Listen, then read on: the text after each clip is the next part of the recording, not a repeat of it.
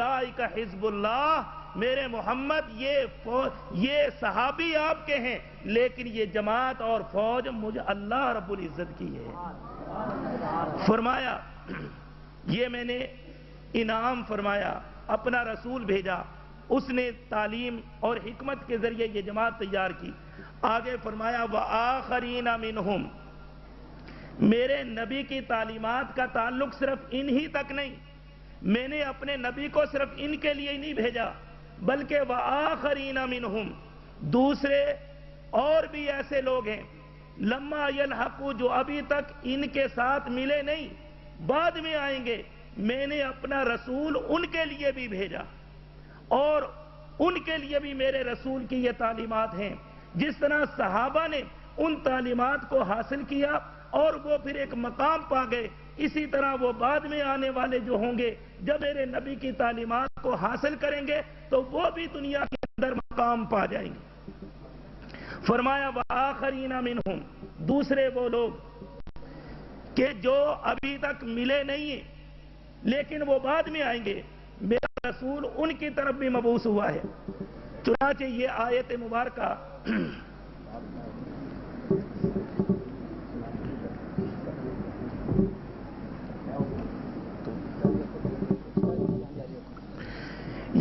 مبارکہ جس وقت نازل ہوئی تو نبی اکرم صلی اللہ علیہ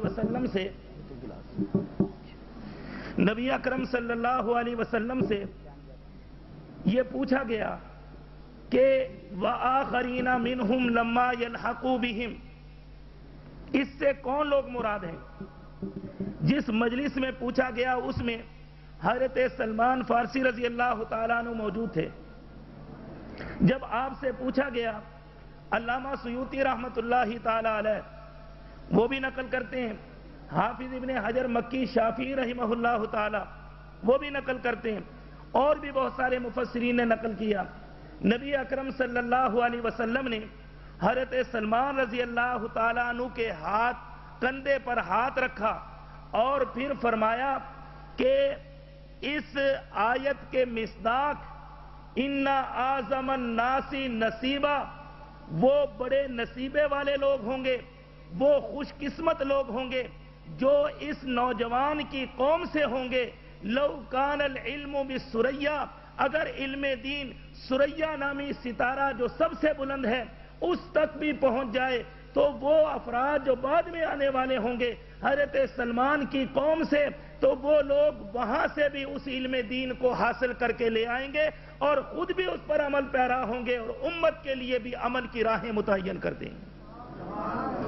وآخرین منہم، اس سے مراد حضرت سلمان فارسی رضی اللہ تعالیٰ عنہ کی قوم کے افراد، جن کی شان یہ ہے کہ وہ اتنی دور سے بھی علم کو لے آئیں گے اور پھر علم میں مہارت حاصل کریں گے۔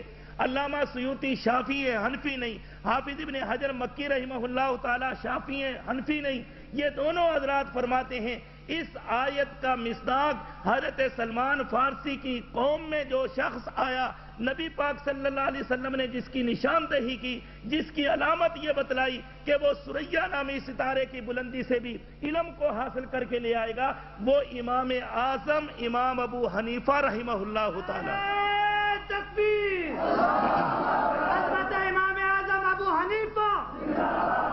اور نبی علیہ السلام نے جو لفظ استعمال فرمائے، اعظم الناس نصیبا، سب لوگوں سے زیادہ وہ نصیبے میں بڑے ہوں گے، اعظم ہوں گے، اسی وجہ سے امام صاحب کو امت نے یہ لقب دیا کہ آپ امام اعظم ہیں۔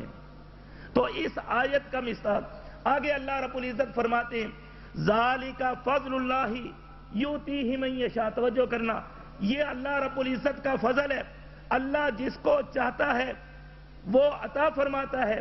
اللہ نے رسول بھیجا، رسول نے از خود نبوت اور رسالت نہیں مانگی، اللہ کا فضل ہوا، اللہ نے دے دیا۔ رسول آیا، اس نے اپنی تعلیمات کے ذریعے ایک جماعت تیار کی، شاید حضرت ابو بکر نے وہ منصب نہیں مانگا جو اللہ نے ان کو دے دیا، یہ اللہ کا فضل تھا۔ حضرت عمر کو جو منصب ملا اللہ نے دیا، انہوں نے نہیں مانگا تھا، یہ اللہ کا فضل تھا۔ حضرت عثمان کو منصب ملا، حضرت علی کو منصب ملا، باقی صحابہ کو منصب ملا، جو میں نے قرآن کی آیتیں پڑھ کر سنائی ہیں، یہ انہوں نے نہیں مانگی تھی، اللہ رب العزت نے اپنے پاس سے عطا فرمایا۔ ذالک فضل اللہ۔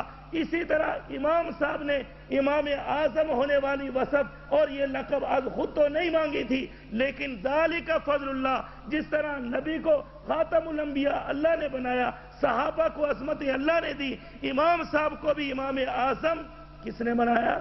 اللہ رب العزت نے۔ ذالک فضل اللہ یؤتی من یشاء۔ اب اللہ رب العزت نے دین اتارا، نبی پاک صلی اللہ علیہ وسلم نے اس کی تعلیم دی، صحابہ کرام نے اس پر عمل کیا، اور بعد میں جب تابعین آئے انہوں نے اس علم کو مدون کر دیا، لکھ دیا، علم محفوظ ہو گیا، دین محفوظ ہو گیا۔ اب جب دین ہر طرح سے محفوظ ہو گیا، بعد میں آئے تخریب کار، توجہ کرنا ذرا، بعد میں وہ لوگ آئے جن کو یہ دین محفوظ پسند نہیں تھا، وہ اس دین کو مٹانے کے در پہ تھے۔ انہوں نے جب دیکھا اللہ نے دین اتار دیا، نبی نے دین بیان کر دیا، صحابہ نے اس پر عمل کر لیا، تابعین نے اس کو مدون کر دیا، دین تو ہر لحاظ سے محفوظ ہو گیا، لہذا اب دین کو مٹانے والے وہ تخریب کار وہ کھڑے ہوئے، انہوں نے اس دین کو مٹانے کی کوشش کی۔ چنانچہ ایک گروہ اٹھا، اس نے کہا کہ بنیاد سے ہی کیوں نہ شروع کریں۔ چنانچہ اس نے کہا اللہ نے جو دین اتارا تھا وہ تو قابل قبول ہے، لیکن یہ جو نبی پاک صلی اللہ علیہ وسلم کا حوالہ بیچ میں آتا ہے کہ آپ نے جو دین بیان کیا ہے، آپ نے جو تشریحات کی ہیں، جس کو سنت کہا جاتا ہے، وہ بھی حجت ہے۔ چنانچہ انہوں نے کہا کہ حدیث حجت نہیں ہے، سنت حجت نہیں ہے، صرف کتاب اللہ حجت ہے۔ اس لیے انہوں نے نبی پاک صلی اللہ علیہ وسلم کی سنت کو مٹانے کی کوشش کی، مقصد ان کا بھی تھا دین کو مٹانا۔ دوسرا طبقہ کھڑا ہوا، انہوں نے کہا کہ کیوں نہ صحابہ کرام کو جماعت کو درمیان میں سے نکالا جائے، جنہوں نے دین کو معمول بھی ہاں بنایا، اس پر عمل کیا۔ چنانچہ انہوں نے صحابہ کرام کے کردار کو داغدار کرنا اور مشکوک کرنا شروع کر دیا۔ اس کے بعد ایک تیسرا طبقہ اٹھا، اس نے کہا ایک طبقے نے نبی کی تعلیمات کو ہٹا دیا، دوسرے نے صحابہ کو مشکوک بنا دیا، ایک تیسرا ہی درجہ رہ گیا ہے جس نے دین کو مدون کیا ہے۔ چنانچہ وہ اٹھے اور انہوں نے کہا یہ ائمہ یہ تمہارے گھڑے ہوئے، ان کی بات حجت نہیں ہے، بات صرف اللہ اور اس کے رسول کی حجت ہے۔ حالانکہ اللہ رب العزت نے نبی کا تذکرہ کیا، اس کی بات بھی حجت ہے، آگے اللہ نے صحابہ کا تذکرہ کیا، ان کا عمل بھی حجت ہے، آگے اللہ نے ائمہ کا اور آخرین منہم بقول مفسرین امام اعظم کا تذکرہ کیا، ان کی بات بھی حجت ہے۔ لیکن ان لوگوں نے ان تمام حجتوں کو جب ہٹایا، اللہ رب العزت نے آگے پھر ان کا تذکرہ کیا، فرمایا کمثل الحمار، ان کی مثال کن کی طرح ہے؟ گدھے کی طرح۔ کیسے؟ تورات دی گئی ان کو، یہود و نصارہ کو انجیل دی گئی، اس کا علم دیا گیا، لیکن وہ اپنے اوپر اٹھا کر تو پھرتے تھے، اس کے مطابق وہ اگر عمل کرتے، میرے نبی کا تذکرہ تھا مان لیتے، عمل کرتے صحابہ کا تذکرہ تھا مان لیتے، عمل کرتے تو نبی علیہ الصلوۃ والسلام پر نازل ہونے والی کتاب کا تذکرہ تھا، اس کو مان لیتے۔ انہوں نے نہ مانا، کتابیں تو تھی، علم تو تھا، لیکن عمل نہ کیا، وہ گدھے کی مانند بن گئے۔ اسی طرح یہ لوگ جو نبی کی سنت کے حجت ہونے کا انکار کرتے ہیں، تو وہ لوگ کتاب کا علم رکھنے کا دعویٰ تو کرتے ہیں لیکن عمل نہیں کرتے۔ جو صحابہ کرام کو مشکوک بناتے ہیں، وہ قرآن کو ماننے کا اگرچہ دعویٰ کرتے ہیں لیکن اس کے مطابق عمل نہیں کرتے۔ جو لوگ ائمہ کرام کو مطعون کرتے ہیں، وہ قرآن اور حدیث پر عمل کا جو دعویٰ تو کرتے ہیں لیکن اس کے مطابق عمل ان کا نہیں ہے۔ اگر عمل ہوتا تو نبی کی سنت کو بھی حجت مانا جاتا، صحابہ کرام کے عمل کو بھی حجت مانا جاتا، اور امام اعظم امام ابو حنیفہ رحمہ اللہ کی عظمت کو بھی سلام کیا جاتا، لیکن یہ دین کو ہٹانے کی کوشش ہے۔ اللہ فرماتے ہیں یہ گدھے تو ہو سکتے ہیں، انسانوں کے ساتھ ان کا کوئی تعلق